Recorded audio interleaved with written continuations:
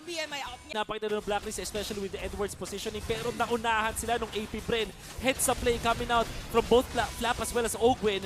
At hindi sila naghihintay dito ng Lord, susugod sila. Super Marco! Grabe ba talaga sa ilalim ng dalawang tore? Sabi natin sa kanta, sa ilalim. Nasa mid at bot naman ang kupunan ng AP Bren. Ang kakapal ng mga minion wave kahit doon sa may medalay nakita na natin yung conceal. Sino bang target nila? Si Yui yata pero Tori na lang muna. Sabi dito ng AP Bren. Kaya successfully masisira nila even dito sa may bottom lane.